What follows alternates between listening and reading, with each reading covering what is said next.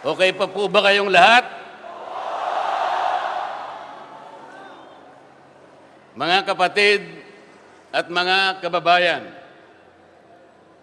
malinaw po nating narinig sa pambungad na pananalita ng kapatid na Edwil Sabala ang pinakalayunin ng malakihang pagkilos na ating sama-samang isinasagawa sa araw na ito. Nais nating katawanin ang nagkakaisang damdamin ng milyon-milyong Pilipino at isatinig ang kanilang pinag-isang mithiin para sa isang mapayapa at nagkakaisang Pilipinas. Kaugnay nito, binanggit din po ang ating kagustuhan na ipaalam sa mga opisyales ng ating pamahalaan ang ninanais at pinapangarap na maayos at epektibong paglilingkod at paglutas sa lumalalang kahirapan na pinalubha ng katiwalian at korupsyon, kalamidad, kriminalidad, bangayang pampolitika at iba pa. Kinikilala po nating lahat na nagkakatipon ngayon na sa pagkakaisa, kapayapaan at pagkakasundo lamang natin makakamit ang hinahangad na pagunlad at pagsulong ng ating bansa. Sa bahagi po naman ng kapatid na Romel Topacio, tinindigan ang pagtitipong ito ng Iglesia ni Cristo ay konkretong kahayagan ng suporta sa naunang pahayag ng Pangulong Bongbong Marcos na hindi sasang-ayon sa isinusulong na impeachment laban kay Vice President Sara Duterte. Kinatigan din po ng Iglesia ni Cristo ang posisyon ng Pangulo na ang impeachment ay hindi makapagdudulot ng kabutihan sa buhay ng kahit isang Pilipino. Hindi lamang ito pag-aksaya sa oras ng pamahalaan, kundi makakahadlang din sa pagre-resolba sa marami at pangunahing problema ng bansa. Mataas na presyo ng bilihin, mababang kalidad ng edukasyon, infrastruktura, serbisyong pangmedikal, kriminalidad, seguridad at iba pa. Higit sa lahat, ang pagsusulong ng impeachment ay mauuwi lamang sa pagtatalo-talo at pagkakampi-kampi, hindi lamang ng mga mamamayan, kundi pati na rin ng mga opisyalis ng gobyerno. Ipinaalala rin na kapag nagtatalo-talo ang mga nasa pamahalaan, apektado ang taong bayan, at kapag magulo ang bansa, ang mga tao ang kawawa.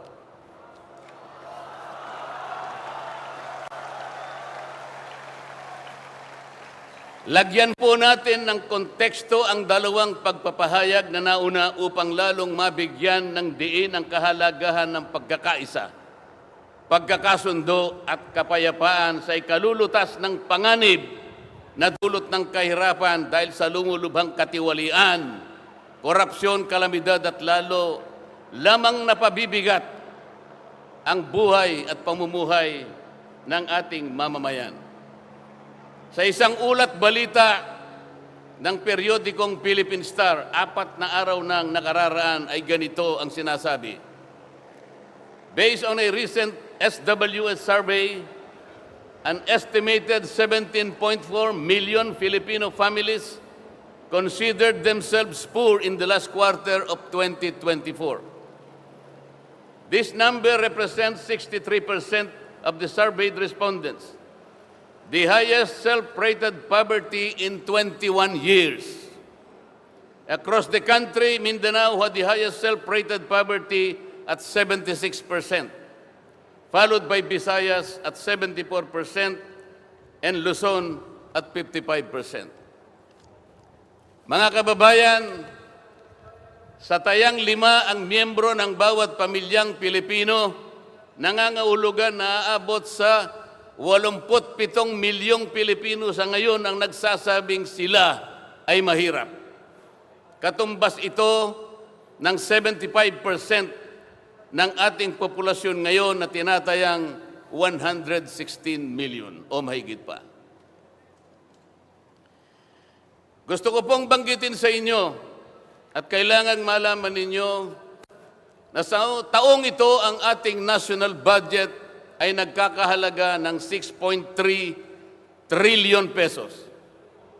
Ito po ang ating national spending. Ang ibig sabihin, ito pong halagang ito ang gagamitin dapat ng pamahalaan upang tugunin ang lahat ng pangangailangan, pangkabuhayan, panglipunan, pangkalusugan, pangedukasyon, pangseguridad, lahat ng kakailanganin alang-alang sa kapakanan ng bawat isang Pilipino. 6.3 trillion pesos. Ngunit, ang tinatayang magiging income lang ng ating bansa ay kulang pa sa 5 trilyong piso. Ang ibig pong sabihin, meron tayong deficit. Meron tayong kakulangan na 1.5 trillion pesos. Ito po ang ating ipangungutang sa taong ito. 1.5 trillion pesos. Ibig sabihin po, bawat araw tayo'y gagasta ng 17.6 billion pesos. Yun po yung ating gasta. Araw-araw. Ngunit ang ating kinikita ng bansa ay 13.4 billion pesos lamang. Sa makatwid, ang uutangin natin araw-araw ay 4.2 billion pesos. Katumbas ng 175 million pesos bawat oras. Napakabigat po na hinaharap na hamon at problema ng ating bansa. Hindi po biro-biro ito. Ito po ay pananagutan po ng ating mga opisyales. Hindi po pwedeng talikuran ito. Ganito na po kalala ang problemang pang-ekonomiya ng ating bansa. Ngunit, hindi po yata ganito ang naging direksyon. Sapagkat sa halip na po, unahin ang mga binanggit nating malalaking problema na kinakaharap ng ating bansa. Ang inuna po ay mga bagay na mauuwi lamang sa pagkakampi-kampi at pagkakabahagi ng ating bansa. Bakit po? Nagtatag po ng Quadcom. Ang buong akala ko po, sa pagtatatag ng Quadcom, ito po ay 4 na komite sa House of Representatives.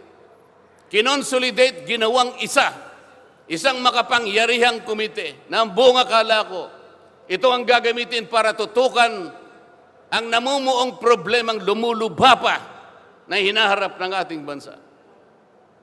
Napakataas po ng bilihin, lalo na po yung pagkain ngayon. Nagtanong-tanong po ako, ang isang pirasong kamatis last week is 20 pesos. Tama po ba yun? Ngayon po, may nagsabi sa akin 30 pesos isang kamatis.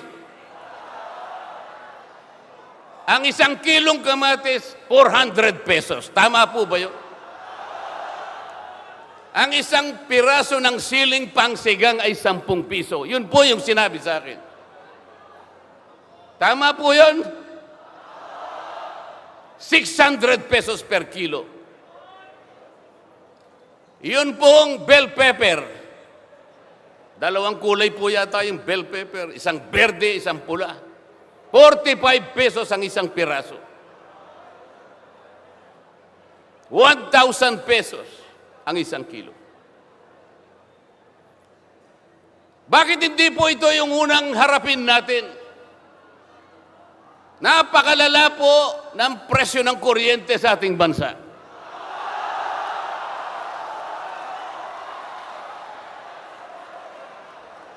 Meron po akong isinulong na 10 panukalang batas na ang tanging layunin ay ibaba ang kuryente sa bansang ito.